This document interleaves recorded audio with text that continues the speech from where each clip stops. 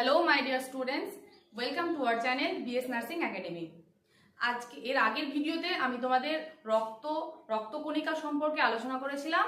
আজকে তোমাদের রক্তের যে শ্রেণীবিভাগ হয় সেই সম্পর্কে আলোচনা করব।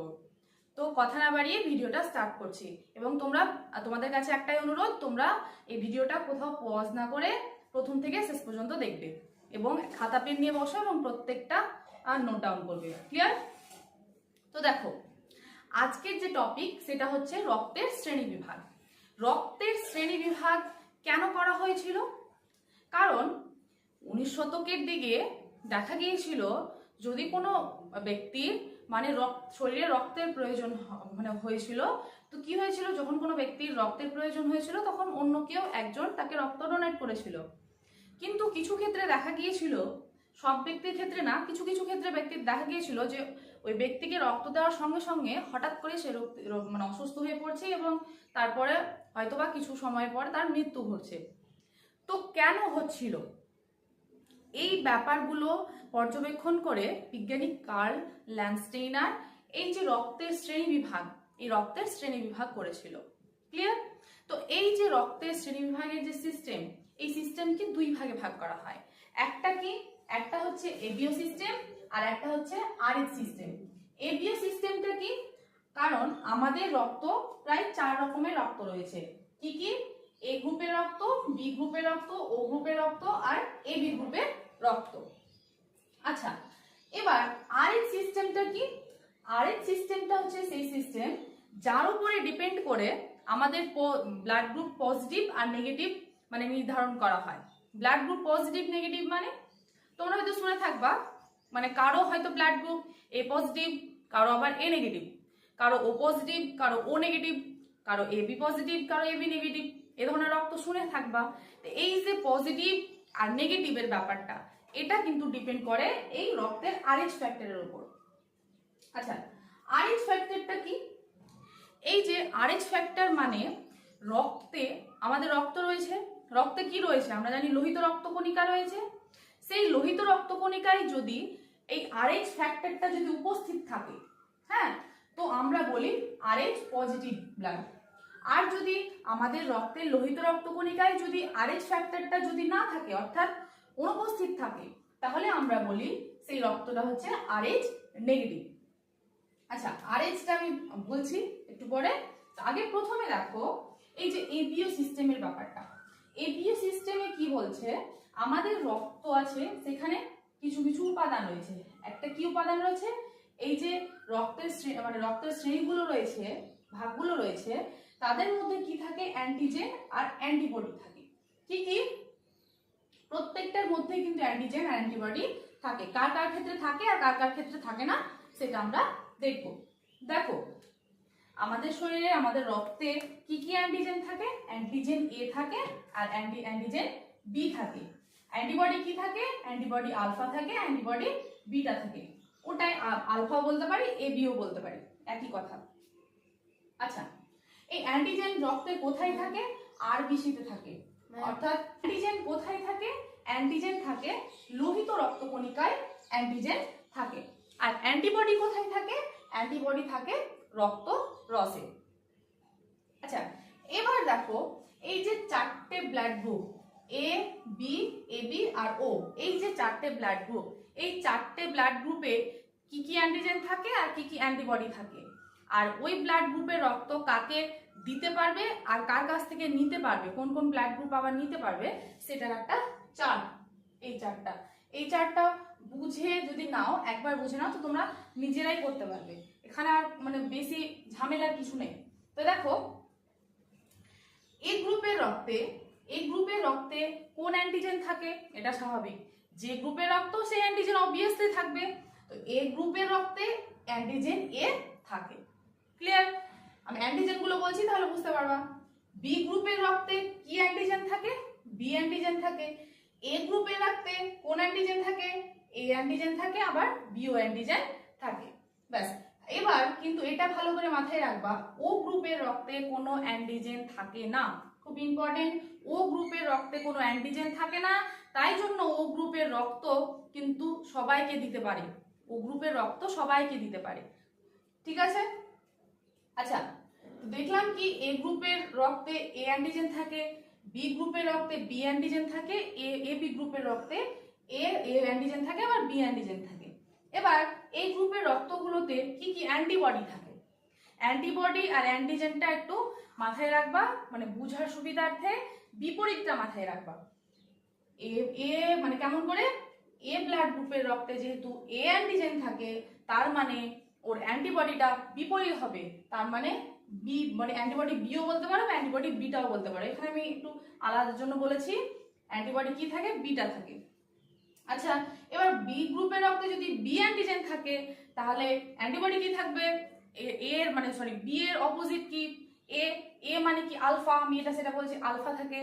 আচ্ছা, এবার এবি রক্তের, এবি গ্রুপের রক্তে কিন্তু কোনো অ্যান্টিবডি থাকে না, ঠিক আছে, এটা মাথায় রাখবে। তাহলে ও গ্রুপের রক্তে কোনো অ্যান্টিজেন থাকে না, আর এবি গ্রুপের রক্তে কোনো অ্যান্টিবডি থাকে না, এই দুটো ভালো করে মাথায় রাখবে। ব্যাস হলো। এবার আমরা দেখব কাকে কাকে দিতে পারে আর কাকে কার কাছ থেকে নিতে পারে। এটা খুবই সহজ, এখানে কোনো কিছু বোঝার নাই। দেখো, এ গ্রুপের রক্ত কাকে কাকে দিতে পারবে, তো এ গ্রুপের রক্ত অবভিয়াসলি এ গ্রুপকে তো দিতে পারবেই। আর কাকে দিতে পারবে, এই যে এবি কে দিতে পারবে। এবি কে কেন দিতে পারবে, কারণ দেখো, যে তুমি ধরো আমি কাকে দিতে পারবো, যেখানে এ অ্যান্টিজেন থাকবে, যে গ্রুপের রক্তে এ অ্যান্টিজেন থাকবে, সেই অ্যান্টিজেন যুক্ত রক্ত আমরা দিতে পারবো, তাকে দিতে পারবো। দেখো, এ গ্রুপের রক্ত ছাড়া আর কোথায় এ অ্যান্টিজেন থাকতে পারে, এবি, এবি গ্রুপের রক্তে এ অ্যান্টিজেন থাকে, এই যে দেখো এ অ্যান্টিজেন থাকে, তাই জন্য আমরা কাকে দিতে পারবো, এ গ্রুপের রক্তকে দিতে পারবো, আর এ বি গ্রুপের রক্তকে দিতে পারবো। সেম বি গ্রুপের রক্তে কি থাকে, বি অ্যান্টিজেন তো থাকেই, তার মানে বি গ্রুপের রক্তকে আমরা তো দিতে পারবো। আর কাকে দিতে পারবো, এ বি কে দিতে পারবো, কারণ দেখো এখানে বি অ্যান্টিজেন রয়েছে। ব্যাস হলো। এবার এ বি গ্রুপের রক্ত, এই এবি গ্রুপের রক্ত একটা ভাইটাল রক্ত, কি বলতো, এবি গ্রুপের রক্ত কিন্তু কেবল এবি গ্রুপের রক্তকেই দিতে পারবে। ক্লিয়ার। এবার ও গ্রুপের রক্ত, ও গ্রুপের রক্ত কাকে কাকে দিতে পারবে, ওকে বলা হয়, ও গ্রুপের রক্তকে বলা হয় সার্বজনীন দাতা, কারণ ও গ্রুপের রক্তে কোনো অ্যান্টিজেন থাকে না। তো কোনো অ্যান্টিজেন যদি না থাকে তাহলে আমার দেখার কোনো দরকার নেই, তাই জন্য ও গ্রুপের রক্তে কি হলো, ও গ্রুপের রক্ত সব ব্লাড গ্রুপের রক্তকে, মানে ব্লাড গ্রুপের মানে লোককে বা হ্যাঁ মানে বা প্রাণীকে যাই হোক তাকে দিতে পারে। কাকে দিতে পারে, এ গ্রুপকে, বি গ্রুপকে, বি গ্রুপকে আর ও গ্রুপকে, সবাইকে দান করতে পারে ও গ্রুপের রক্ত, তাই জন্য ও গ্রুপের রক্তকে বলা হয় সার্বজনীন দাতা। আচ্ছা, এবার আমরা দেখব অ্যাকসেপ্ট, অর্থাৎ কার কার রক্ত মানে এই ব্লাড গ্রুপের রক্তগুলো গ্রহণ করতে পারে। কি কি দেখবো, এ গ্রুপের রক্ত কার রক্ত গ্রহণ করতে পারে, এ গ্রুপের রক্ততে এ গ্রুপের রক্ত গ্রহণ করতে পারবে, আর কার পারবে, ও গ্রুপে। আমি বলেই দিলাম ও গ্রুপ সবাইকে দিতে পারবে, তো এর রক্ত এই নিতে পারবে, আর কার নিতে পারবে, ও এর পারবে। সেম বি এর রক্ত কার, বি এর নিতে পারবে, আর কার নিতে পারবে, ও এর নিতে পারবে। এবার এবি, এবি গ্রুপের রক্ত কি হয়, কার কার নিতে পারবে, এবি গ্রুপের রক্ত এরও নিতে পারবে, বি এরও নিতে পারবে, ও এরও নিতে পারবে, আর এ বিরও নিতে পারবে। তাই জন্য এই এবি গ্রুপের রক্তকে বলা হয় সার্বজনীন গ্রহীতা, কারণ এবি যার রক্ত আছে সে কি করবে, সবার রক্ত গ্রহণ করতে পারবে। কিন্তু আবার এবি গ্রুপের রক্ত আবার কিন্তু সবাইকে দিতে পারবে না, শুধুমাত্র এবি গ্রুপের রক্তকেই দিতে পারবে, কিন্তু আবার কিন্তু সবার রক্ত সেই এবি গ্রুপের রক্ত নিতে পারবে। ব্যাস। আর ও গ্রুপের রক্ত কি বললাম, ও গ্রুপের রক্ত সেম, মানে ওরও একটু মানে নেগেটিভ দিক আছে, কি ও গ্রুপের রক্ত কেবল ও গ্রুপের রক্ত, মানে যার ও গ্রুপের রক্ত রয়েছে, হ্যাঁ, তো অন্য একজন ও গ্রুপের রক্ত মানে শরীর থেকেই সে নিতে পারবে, আর কারো পারবে না। ব্যাস। তাহলে ও গ্রুপের রক্তকে বলা হয় সার্বজনীন দাতা, আর এবি গ্রুপের রক্তকে বলা হয় সার্বজনীন গ্রহীতা। ব্যাস, এইটুকু ভালো করে মাথায় রাখবে, এখান থেকে কোশ্চেন আসে পরীক্ষায়। আর আরেকটা কোশ্চেন কি পরীক্ষায় আসে, কোন ব্লাড গ্রুপের রক্তে অ্যান্টিবডি থাকে না, তখন বলতে হবে এবি গ্রুপের রক্তে, আর কোন ব্লাড গ্রুপের কি বলছে অ্যান্টিজেন থাকে না, তখন বলতে হবে ও গ্রুপের রক্তে। ব্যাস, এবিও সিস্টেমটা হলো। এবার আরএইচ ফ্যাক্টরটা নিয়ে আমরা জানবো। দেখো, আরএইচ ফ্যাক্টরটার কথা আমি প্রথমেই বললাম, এই যে পজিটিভ আর নেগেটিভের ব্যাপারটা। তো এই RH ফ্যাক্টরটা আমরা মানে জানার দরকারটা কি, এখানে দেখো RH ফ্যাক্টরটা জানার একটা মেইন মানে জিনিস কি হচ্ছে, ধরো আমি এখানে হাজবেন্ড ওয়াইফ নিয়ে একটু আলোচনা করছি, তাহলে তোমরা ক্লিয়ারলি বুঝতে পারবে। দেখো যদি কোনো মহিলা অর্থাৎ কোনো ওয়াইফ মানে কোনো স্ত্রীর যদি পজিটিভ ব্লাড যুক্ত রক্ত থাকে, পজিটিভ রক্ত থাকে, ঠিক আছে, আর তাহলে হাজবেন্ডের রক্ত পজিটিভ হোক বা নেগেটিভ হোক, তাহলে কোনো সমস্যা হবে না, নো প্রবলেম। কিসের সমস্যার কথা বলছি, এই যে তাদের পরের জেনারেশন মানে অর্থাৎ তাদের যে বেবি হবে, তাদের বেবি যে কোনো শরীরের সমস্যা হবে কিনা তার কথা বলছি। যদি কোনো স্ত্রীর কি বলছে পজিটিভ যুক্ত রক্ত থাকে, সে যে পজিটিভ হোক না, এবি পজিটিভ হোক, ও পজিটিভ হোক, এ পজিটিভ হোক, বি পজিটিভ হোক, যাই পজিটিভ হোক না কেন, কোনো স্ত্রীর যদি পজিটিভ যুক্ত রক্ত থাকে, হাজবেন্ডের রক্ত পজিটিভ হোক বা নেগেটিভ হোক, কোনো সমস্যা হবে না। আচ্ছা, এবার যদি কোনো স্ত্রীর নেগেটিভ যুক্ত রক্ত থাকে, যদি কোনো স্ত্রীর নেগেটিভ যুক্ত রক্ত থাকে আর সে হাজবেন্ডের যদি নেগেটিভ যুক্ত রক্ত থাকে, দুজনেরই যদি নেগেটিভ যুক্ত রক্ত থাকে, সেক্ষেত্রেও কোনো প্রবলেম হবে না, মানে তাদের যে বেবি হবে সেক্ষেত্রে কোনো প্রবলেম হবে না। এবার যদি কোনো স্ত্রীর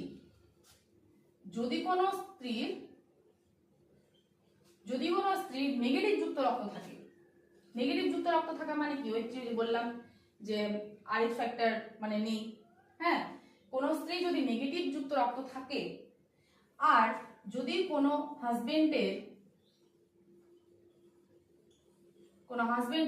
পজিটিভ যুক্ত রক্ত থাকে, সেক্ষেত্রে কি হবে, প্রথম যে সন্তানটা হবে, হ্যাঁ, সে কি হবে মানে বেঁচে থাকলেও বেঁচে থাকবে, প্রথম সন্তানটা হয়তো বেঁচে থাকবে, কিন্তু তার পরের জেনারেশনের সন্তানগুলো আস্তে আস্তে কিন্তু মারা যাবে।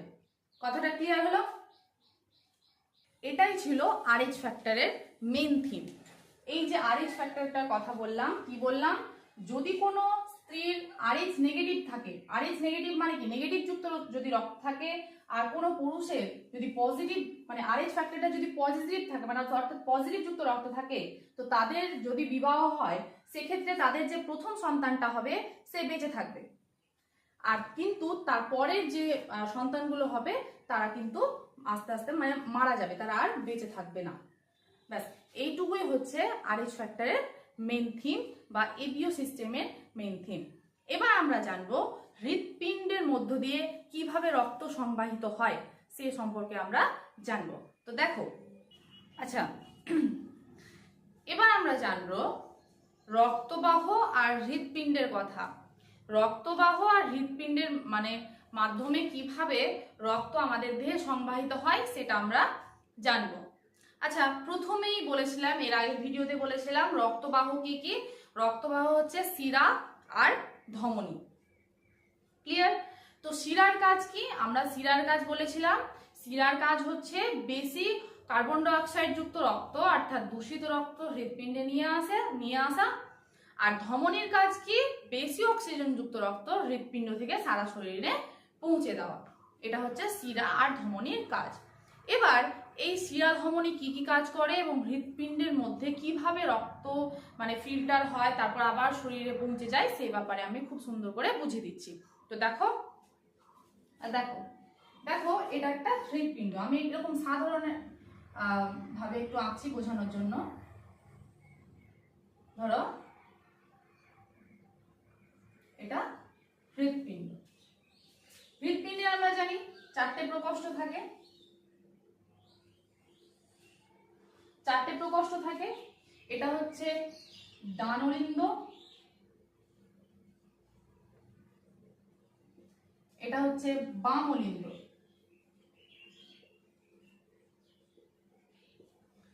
এটা হচ্ছে ডান নিলয় আর এটা হচ্ছে বাম নিলয়। আচ্ছা, এবার কি হয় ধরো এখানে না দুটো কি বলছে শিরা থাকে, একটা হচ্ছে ঊর্ধ্ব মহাশিরা আর নিম্ন মহাশিরা।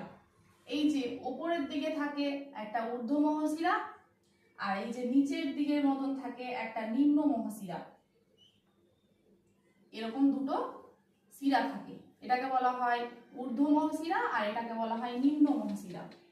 এই ঊর্ধ্ব মহাশিরা আর নিম্ন মহাশিরার মধ্য দিয়ে রক্ত কি হয়, মানে বেশি কার্বন ডাই অক্সাইড যুক্ত রক্ত অর্থাৎ CO2 যুক্ত রক্ত কি হয়, প্রথমে ডান অলিন্দে প্রবেশ করে। এখানে CO2 যুক্ত রক্ত প্রথমে কি করে, ডান অলিন্দে প্রবেশ করে। এবার প্রবেশ করার পর কি করে, এই যে এখানে ডান নিলয় আর ডান অলিন্দ রয়েছে, এখানে একটা কপাটিকা থাকে। কি কপাটিকা? ত্রিপত্র কপাটিকা। ত্রিপত্র কপাটিকা থাকে। এই ত্রিপত্র কপাটিকার মধ্য দিয়ে রক্ত কি করে, ডান নিলয়ে আসে। এই রক্তটা কোথায় আসে? ডান নিলয়ে আসে। কোন রক্তটা আসে? ওই কার্বন ডাই অক্সাইড যুক্ত রক্তটাই ডান নিলয়ে আসে। এবার এই ডান নিলয় থেকে রক্ত কি হয়, এবার ফুসফুসে যায়। এই ডান নিলয় থেকে রক্ত এবার এই যে ফুসফুসীয় ধমনীর মাধ্যমে, এখানে ফুসফুস রয়েছে, এই যে এখানে ফুসফুস রয়েছে, ধরো আমি একটা এমনি সিম্পল আঁকলাম। এবার এই ডান নিলয় থেকে রক্ত, এখানে আমি আঁকছি না, বোঝানোর জন্য ভালো করে বুঝতে পারবে। তো দেখো এবার ডান নিলয় এই রক্তটা আসলো। এবার ধরো এবার এই ডান নিলয় থেকে রক্ত কি করে, ফুসফুসীয় ধমনীর মাধ্যমে, এটা কোন ধমনী? ফুসফুসীয় ধমনী।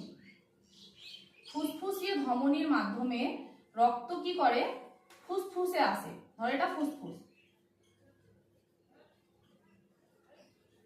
ফুসফুস কিন্তু এখানে থাকে, কিন্তু আমি এখানে আঁকলাম জাস্ট বোঝানোর জন্য। আচ্ছা, তো এই যে কার্বন ডাই অক্সাইড যুক্ত রক্ত কি হয়, ফুসফুসীয় ধমনীর মাধ্যমে ফুসফুসে আসে।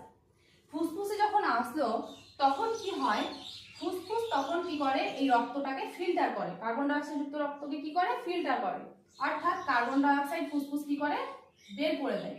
তাহলে কার্বন ডাই অক্সাইড যেহেতু বের করে দেয় ফুসফুস, তাহলে কি হয়, এখানে অক্সিজেন যুক্ত রক্ত তৈরি হয় ফুসফুসে। তখন এই অক্সিজেন যুক্ত রক্তটা কি করে, ফুসফুসীয় শিরার মাধ্যমে বাম অলিন্দে প্রবেশ করে। এই যে ফুসফুসীয় শিরার মাধ্যমে, এই যে এটা হচ্ছে ফুসফুসীয় শিরা, ফুসফুসীয় শিরা। এই যে ফুসফুস থেকে বেশি অক্সিজেন যুক্ত রক্তটা কি হয়, অর্থাৎ O2 যুক্ত রক্তটা কি হয়, কোথায় আসে, বাম অলিন্দে আসে। কিন্তু এখানে তাহলে কি হলো, অক্সিজেন যুক্ত রক্ত বাম অলিন্দে চলে আসলো। এই বাম অলিন্দে যখন চলে আসলো, আসার পরে কি হয়, এখানে দ্বিপত্র কপাটিকা থাকে। এদের মাঝে একটা কপাটিকা থাকে, সেটা কি হচ্ছে, দ্বিপত্র কপাটিকা থাকে। এই দ্বিপত্র কপাটিকার মাধ্যমে বেশি অক্সিজেন যুক্ত রক্ত কি হয়, বাম নিলয়ে আসে। বাম নিলয়ে আসে এই রক্তটা। এই বাম নিলয়টা হচ্ছে হৃৎপিণ্ডের সবচাইতে বড় প্রকোষ্ঠ। এখানে যখন বাম নিলয়ে চলে আসলো বেশি অক্সিজেন যুক্ত রক্তটা, তখন কি হয়, মহাধমনীর মাধ্যমে, কার মাধ্যমে, মহাধমনীর মাধ্যমে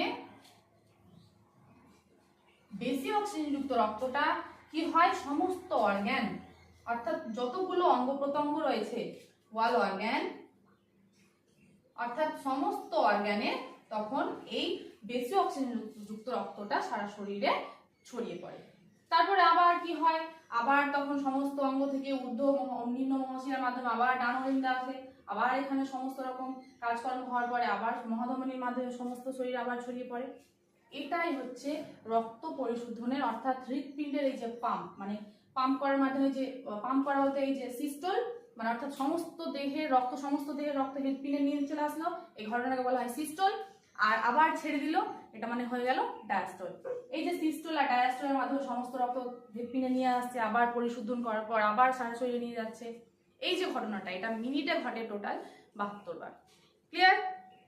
তো এই যে হচ্ছে হৃৎপিণ্ডের টোটাল সিস্টেম। এবার এই যে হৃৎপিণ্ডের যে এই যে প্রসেসটা ঘটে সিস্টোল আর ডায়াস্টোল, এটার আবার এই প্রক্রিয়াটাকে আবার দুই ভাগে ভাগ করা হয়। একটা হচ্ছে সিস্টেমিক সংবহন, হ্যাঁ, আর একটা হচ্ছে পালমোনারি সংবহন। সিস্টেমিক সংবহন কোনটুকু আর পালমোনারি সংবহন কোনটুকু দেখো। আচ্ছা, মানব হৃৎপিণ্ডের কিন্তু দ্বৈত সংবহন দেখা যায়, যেটা বললাম সিস্টেমিক সংবহন, একটা হচ্ছে পালমোনারি সংবহন। আচ্ছা, পালমোনারি সংবহন কোনটা আর সিস্টেমিক সংবহন কোনটা? দেখো, পালমোনারি সংবহন কোনটা? পালমোনারি সংবহন হচ্ছে যখন ডান নিলয় থেকে রক্ত যখন ফুসফুসে আসে। আমরা জানি ডান নিলয় মানে কি, এই যে এটা যদি মানে হৃৎপিণ্ড হয়, তো এই যে ডান নিলয়, এই ডান নিলয় থেকে রক্ত কোথায় যায়? ফুসফুসে যায়। এই যে তারপরে ফুসফুস থেকে রক্ত কোথায় যায়? বাম অলিন্দে যায়। এই ফুসফুস ধরে এখানে ফুসফুস থেকে রক্ত কোথায় যায়? বাম অলিন্দে যায়। এই যে সংবহনটা মানে এইটুকু ডান নিলয় থেকে রক্ত যখন ফুসফুসে যায় এবং ফুসফুস থেকে রক্ত যখন আবার বাম অলিন্দে যায়, এই যে প্রসেসটা, এটাকে বলা হয় পালমোনারি সংবহন। ক্লিয়ার? এবার সিস্টেমিক সংবহন কোনটা? সিস্টেমিক সংবহন হচ্ছে যখন বাম নিলয়ে রক্ত থাকে। কোথায়? এই যে বাম নিলয়, এটা তো বাম নিলয়। এবার এই বাম নিলয় থেকে রক্ত কোথায় যায়? সমস্ত অর্গানে যায়। কার মাধ্যমে? মহাধমনির মাধ্যমে সমস্ত অর্গানে যায়। এই যে দেখো, বাম নিলয় থেকে রক্ত যখন সমস্ত অর্গান অর্থাৎ সমস্ত অঙ্গে যখন যায় মহাধমনির মাধ্যমে, তারপরে কি হয় সমস্ত অঙ্গে যাওয়ার পরে এবার আবার তখন দূষিত রক্ত উৎপন্ন হয় এবং সেই দূষিত রক্তটা আবার ঊর্ধ্ব মহাশিরা এবং নিম্ন মহাশিরার মাধ্যমে কোথায় আসে? এই যে ডান অলিন্দে আসে। এই যে এইটুকু প্রসেসটা, এই প্রসেসটাকে বলা হয় সিস্টেমিক সংবহন। ক্লিয়ার হলো? এবার আমরা হৃৎপিণ্ডের আরো কিছু মানে কয়েকটা বস্তুর নাম জানবো। কি কি? যারা হৃদস্পন্দনে সাহায্য করে। কি কি? এই দেখো, এখানে আমি ছবিটা এঁকেছি। দেখো, এটা হৃৎপিণ্ড। তো এই হৃৎপিণ্ডের এই যে ডান অলিন্দে একটা জায়গা থাকে যার নাম হচ্ছে এসএ নোড। এই যে যেটা আমি ডট আকারে লিখেছি, এটাকে বলা হয় এসএ নোড। এই এসএ নোডই কিন্তু হৃদস্পন্দন সৃষ্টি করে, এই এসএ নোড। আর এখানে আবার একটার সাথে জুড়ে থাকে, এই যেখানে আছে এই যে এটা, এই ডটটা, এটাকে বলা হয় এভি নোড। এরা কিন্তু হৃদস্পন্দনে সাহায্য করে। আর এই যে তন্তুটা দেখতে পাচ্ছ, এই যেটা, এটাকে বলা হয় হিজের বান্ডিল। এই অংশটাকে বলা হয় কি? হিজের বান্ডিল। আর এই যে তন্তুর মতো দুটো দেখতে পাচ্ছ, এইটুকু আর এইটুকু, এই দুটোকে বলা হয় পারকিনজি তন্তু।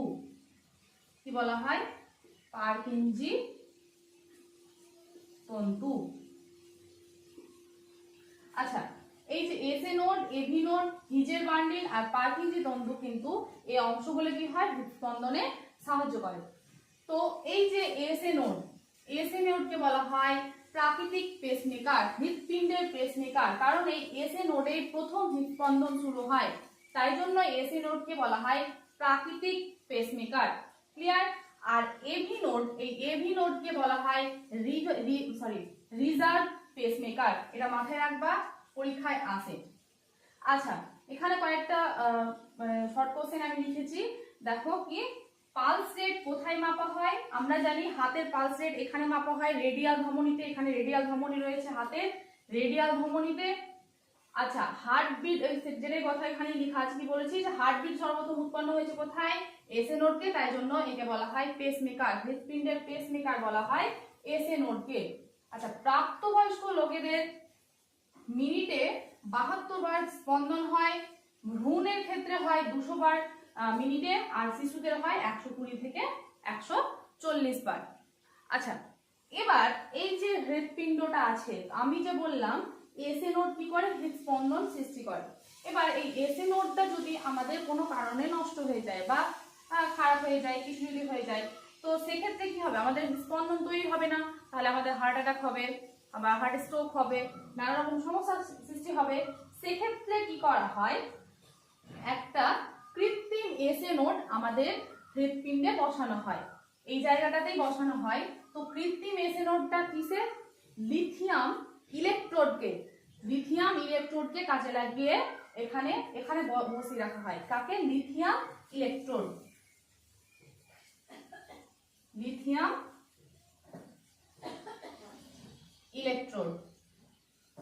লিথিয়াম ইলেকট্রোড ব্যবহার করে কৃত্রিম এসএ নোড তৈরি করা হয়। আচ্ছা, এই লিথিয়াম ইলেকট্রোড কি করে বসানো হয়? এখানে পজিটিভ আর নেগেটিভের একটা জায়গা থাকে। এখান থেকে কি করা হয়? একটা ব্যাটারি সেট করা থাকে, এখানে একটা ব্যাটারি সেট করা থাকে। ব্যাটারি সেট করার পর হৃৎপিণ্ডে এটা সেট করে। তাহলে কি ব্যবহার করা হয়? কৃত্রিম এসএ নোড তৈরি করতে কি ব্যবহার করা হয়? তখন বলতে হবে লিথিয়াম ইলেকট্রোড। হলো। এবার ধরো আমরা শুনে থাকবো যে মানে হৃৎপিণ্ডে বলে যে হৃৎপিণ্ড ফুটো রয়েছে, হৃৎপিণ্ডের প্রকোষ্ঠে ফুটো রয়েছে। ফুটো থাকার কারণটা কি? ফুটো মানেটা কি? ফুটো থাকা মানে এই ফুটো থাকে কোন জায়গাটাতে? এই যে এই জায়গাটাতে ফুটো থাকে। ফুটো থাকলে কি হবে? তাহলে কি কার্বন ডাই অক্সাইড যুক্ত রক্ত আর অক্সিজেন যুক্ত রক্ত কি হবে? একে অপরের সঙ্গে মিশে যাবে, তাহলে গোলযোগ সৃষ্টি হবে। তাহলে আমাদের রক্তটা নীলা কালো আর নীল এরকম লাল এরকম মিক্স হয়ে যাবে, তাহলে নানা রকম সমস্যার সৃষ্টি হবে। তো তাহলে কি করতে হবে? তাহলে নানা রকম সার্জারি করে সেই ফুটোটাকে বন্ধ করা হয়। আচ্ছা, এগুলো হলো হৃৎপিণ্ডের একটা বেসিক এইরকম ভাবে হৃৎপিণ্ডের কিন্তু কার্যপ্রণালী সম্পন্ন হয়। তো আজকের ভিডিওটা এখানেই শেষ করছি। তো কেমন লাগলো তোমাদের এই ভিডিওটা? যদি ভালো লাগে তো অবশ্যই লাইক করবা, এবং তোমাদের কেমন লাগলো তোমাদের মতামত তোমরা অবশ্যই কমেন্ট বক্সে অবশ্যই কমেন্ট করে জানাবা। আর আরেকটা কথা, এই যে আমি তোমাদের যে পড়াচ্ছি, তো এইরকম ভাবে তোমরা যদি প্রত্যেকটা সাবজেক্টে, শুধু জীবন বিজ্ঞান নয়, ভৌত বিজ্ঞান সহ ম্যাথ, তারপরে তোমার রিজনিং, জিকে, সমস্ত সাবজেক্টে যদি তোমরা প্রত্যেকটা চ্যাপ্টার ভিত্তিক এইরকম ভাবে পড়তে চাও, তাহলে তোমাদের বলবো স্ক্রিনে দেওয়া যে নাম্বার আছে সেখানে কন্ট্যাক্ট করো। কারণ আমাদের BS nursing academy online coaching centre, সেখানে তোমাদের এরকম ভাবে প্রত্যেকটা সাবজেক্ট পড়ানো হয়। তো এখানে খুবই কম খরচা, তোমরা যোগাযোগ করে অবশ্যই এখানে অ্যাডমিশন নিতে পারো। তো থ্যাংক ইউ, দেখা হবে নেক্সট ভিডিওতে।